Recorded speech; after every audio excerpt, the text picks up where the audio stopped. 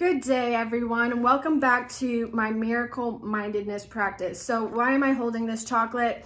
Because today we're going to be talking about bringing a spiritual practice or a minded practice while you're eating food. And this has really evolved and changed for me. So for some of you who don't know, after college, I had adrenal fatigue, and I was competing in tennis at that time, and I was like 30 pounds over my playing weight. I couldn't lose weight, and I was training like 6 hours a day. I almost didn't get my period for like 2 years. So everything was just off and not in alignment or in balance. And, my circadian rhythm was off. So, when I was supposed to be sleeping, I was awake and vice versa. And, as I started working on myself, and I was really lucky because with my family's background, we did things in a much more natural way, which back then was actually not really talked about. So what do I mean by that? There's a lot more functional medicine doctors out there now. So if you're having certain issues, it's really beneficial to go to a functional medicine doctor, because sometimes when you just go to your general doctor, they only use one type of test. So before I go any further into that, I just want to put a disclaimer out there. I'm not a doctor. Anything that I suggest to you, you should go see your doctor first. All right, so now that I have that disclaimer out there, just real quickly of what I mean by different tests. So there are, saliva tests, hair mineral analysis tests, and stool testing that can get really specific to what's going on in your body, of the bacteria that's in your body and your microbiome in your gut. So the bacteria, the good bacteria in your gut, right? And the different types of hormones. And then, even the levels of minerals at the cellular level, which if you're only doing a blood test, right? Your blood is literally the last thing to change, because it's really good at trying to stabilize a certain pH level and keeping things, in balance. And your blood is literally the last thing to go. So if you did have a blood test and things were off, you're probably one of those people at the extreme cases, where if you're one of those people out there that is like, I keep going to my doctor and they're telling me everything's fine, and I keep going to my doctor and they're telling me everything's fine, and you're like, but I don't feel fine, right? That's what was happening to me. Like, I know something isn't right. Like, I'm feeling this way. I'm not sleeping well. Like, I'm having all these things. And so what you can do is maybe find a different doctor, go to more of a functional medicine doctor, so they can get more detailed, more specific into what's really happening at your body. Okay. So now back into food, right? It took me a really long time to see chocolate as something, beneficial. I used to blame myself when I ate chocolate, or, when I ate a banana, I was like, okay, now I'm doing something good for myself, right? And they're both beneficial. It just depends on how you're looking at it, because, unless you're getting a whole food that is, not manufactured and processed, it's actually probably pretty good for you, right? And as we know, there's chocolates out there that can be super bitter, and they have great high antioxidants. So quick story, right? Back when I used to coach tennis, I actually coached Sean T. And the reason why I'm even bringing him up and sharing him is because of the way he looked at food. And I remember, when I was around him and we'd have lunch, and he would order French fries, right? And certain foods that he absolutely loved. And I was like, gosh, I wish, I could order food like that, and look like him. Well, one, I'm never gonna look like him, right? Like, some of us do just have a certain body type and genetics, right? And that's fine, and a certain metabolism.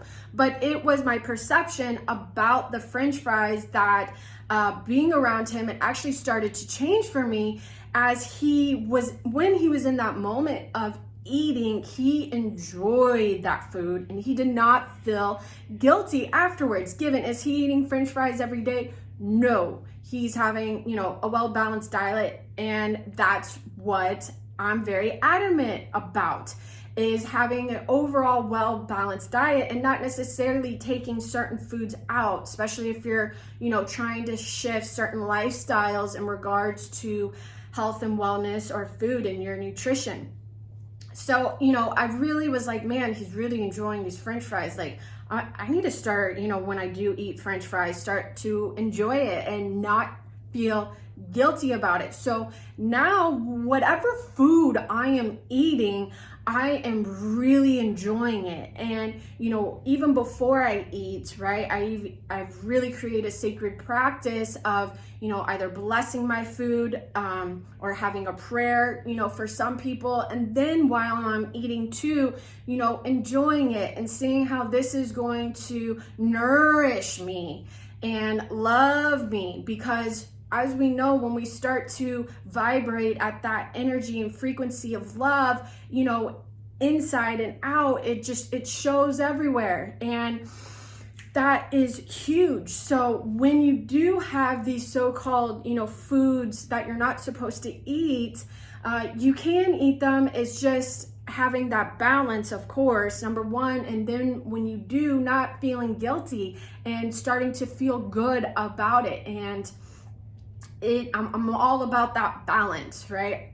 All about that balance and coming from a whole food source. That's really important. And things get really misleading because there's so many fortified foods now out there that are actually not good. And you think you're making the right choice and you're trying to make the right choice, but you're just not getting the success that you actually want. So anyways, if you have any questions about this, feel free to, reach out to me.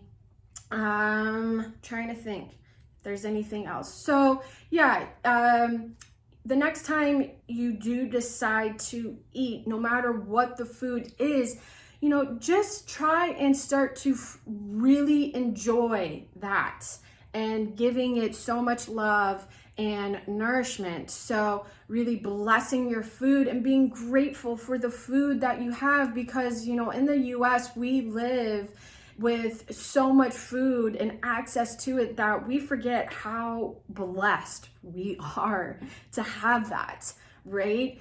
And just starting to change that perception of it.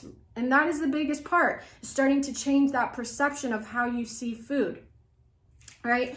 And I'll give you one little trick that I used to do as I went through, this healing journey on my own, was certain foods that at that time I saw as this is bad for me and this is good, which I don't really see it so much of that right now. I just see, is this a whole food quality, versus are there only certain nutrients in this food? That's how I see food. Is this food alkalizing or acidic? That's how I see food now. But back before I even got to that point, what I used to do is foods that were, so-called bad or chocolate, I actually would visualize a food I don't like. And for example, I don't like crystallized gummy ginger. You know what I'm talking about? Like those sweet ginger snaps or whatever they're called. Like, I can't stand those. They just are gross to me. And so anytime I was starting to get this huge craving and wanting to binge eat on some bad foods, I would start to visualize this ginger snap and like my mouth was like, and really take in and visualize it. And let me tell you, when you start to practice that over and over, you'll start to see food a little bit different when you're not, trying to curb your cravings a little bit. So that was a little trick that I did in visualizing. And then, kind of the reverse, if there was some food that I knew was, good for me and I was just having a hard time eating it, I would kind of take something that I really enjoyed, and start, kind of visualizing, right? Because when we can start to tap into our emotions and how we feel with food, that can change everything, right? Everything. And how, when we're eating and our emotions with it, it completely changes our whole meal and how we digest food, because we're loving the food, we're loving ourselves as we eat the food, and there's no guilt behind it. All right, so give this practice a try. Remember the guidelines, be completely engaged of what you're doing. Try, in this case, I know it wouldn't be like for 5 minutes, but for a meal, try it for a meal or a snack, and just start to see, how many snacks or meals you can start to incorporate this practice. It would be something more like that than a time element practice, right? Okay, so I hope you guys have a grateful day. Enjoy the moment. Much love.